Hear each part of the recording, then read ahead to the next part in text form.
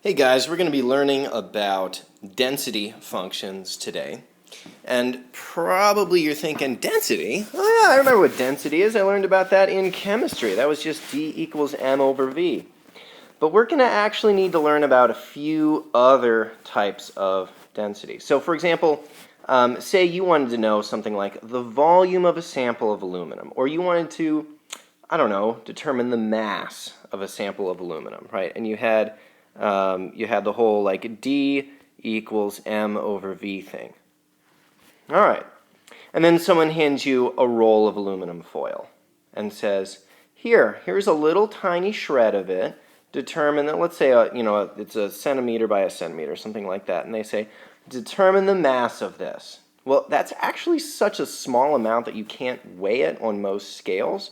And even if you did, it's only going to have, say, one significant digit, which for chemistry might be a problem. Okay, so actually it turns out the better way to determine the mass, instead of doing something like density times volume equals mass, or even just weighing it directly, that particular density function of d equals m over v, which is a volumetric density function, volumetric density won't help you much here, because how thick is a piece of aluminum foil? I don't really know, so this isn't going to help me. Instead, you might want to know something like, what is the amount of mass that I have per area of aluminum foil?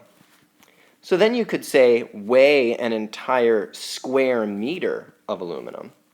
And then if you knew you had 1 square centimeter, and you knew how many square meters were in a square centimeter, you could simply say that the mass was, well, the area times whatever that density in terms of mass per area was.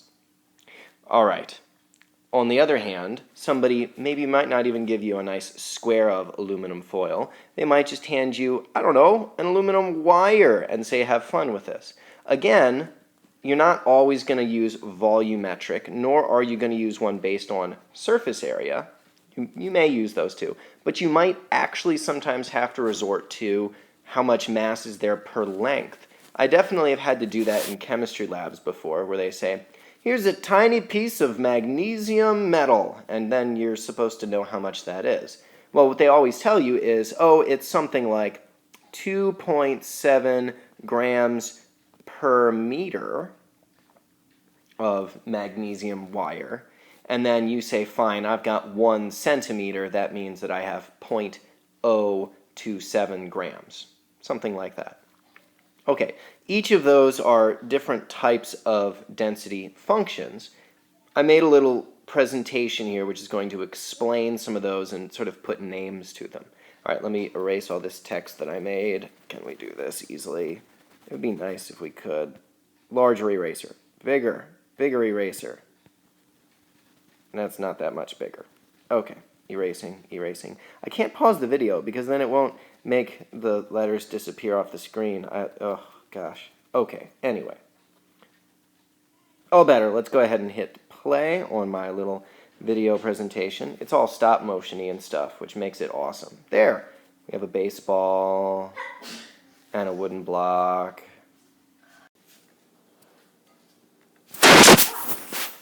And here we go. D equals m over v. All right, now that was fine for like chemistry, but in Greek, in physics, we're going to use the letter rho. All right, briefly, the spelling for that was up on the screen, although of course it's transliteration, so it's not exactly really a spelling, but rho is typically spelled like that.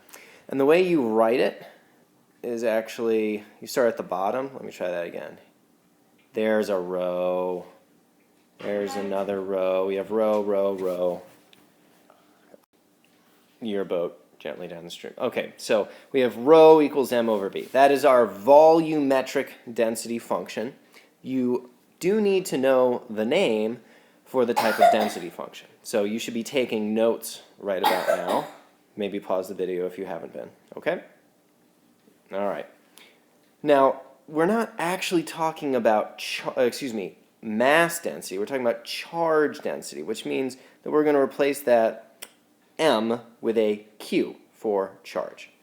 All right, now we can only actually use volumetric charge distributions when we have a charged insulator, which is a solid, meaning not like a hollow shell or something like that.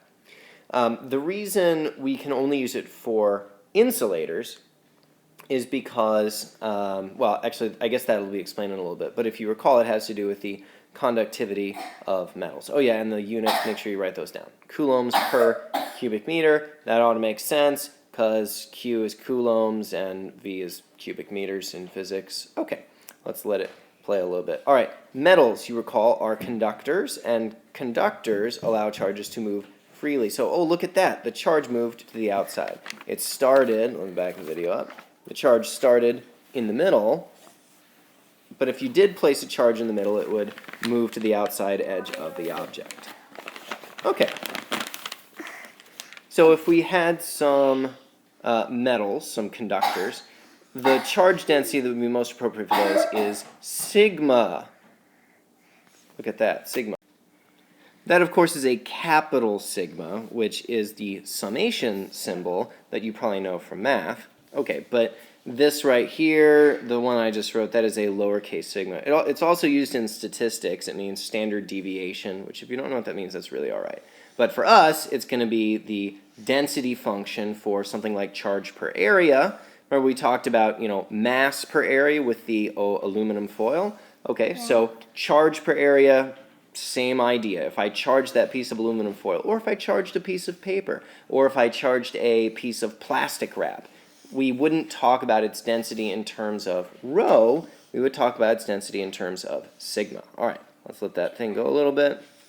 All right, it says also hollow insulators are going to use sigma, like this Death Star made of plastic that's going to come on the screen. Of course, the real Death Star was made of metal and was a conductor. But the point is that if you had a hollow insulator, of course, there's nothing in the middle for charge to accumulate on.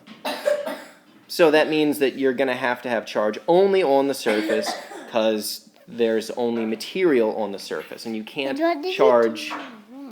You can't charge just empty space. Then what about fling? Excuse me, I have people watching over my shoulder as I'm recording this. Okay, let's let it play. And okay, last one. Remember we talked about the metal wire and mass per length for that one?